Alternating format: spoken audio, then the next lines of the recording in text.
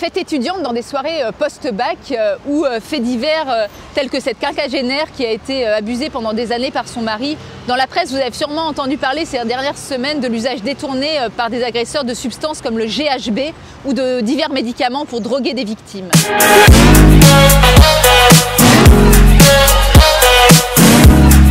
Au-delà de l'univers de la nuit auquel on pense souvent, ce phénomène est plus large puisqu'il recouvre en réalité une multitude de situations, y compris des voleurs qui cherchent à annihiler les réactions de leurs victimes ou des parents qui droguent leurs enfants.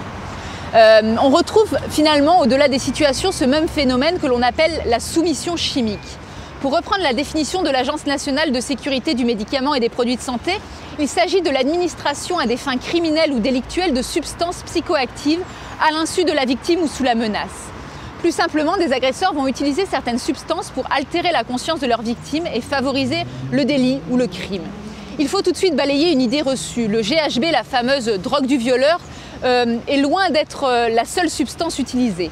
En pratique, ce sont des médicaments du quotidien qui sont souvent détournés comme des anti-allergiques, des sédatifs, des anxiolytiques. En pratique, au lendemain d'une soirée ou autre, comment peut-on savoir si on a été victime de cette soumission chimique ?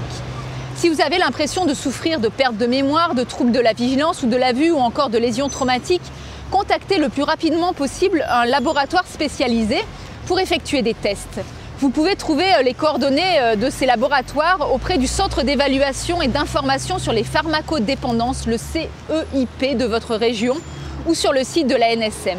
Faites vite car les traces de substances disparaissent de l'organisme en quelques heures. Par exemple, c'est 8 heures seulement pour le GHB. Ensuite, portez plainte en commissariat ou en gendarmerie. Vous vous demandez sûrement aussi comment éviter de subir cette soumission chimique. Vous pouvez par exemple respecter ces quelques règles simples en soirée, rester en groupe, ayez un SAM, c'est-à-dire un membre du groupe qui ne boit pas et qui vous reconduira chez vous.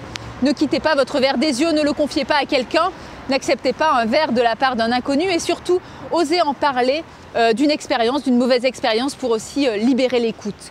La soumission chimique touche tous les milieux sociaux et chacun malheureusement peut en être victime, que ce soit par le travail des forces de l'ordre, dans l'action de certaines associations étudiantes ou via des initiatives locales d'acteurs de la nuit, des démarches positives se mettent en place. Ce sujet mérite vraiment notre vigilance collective.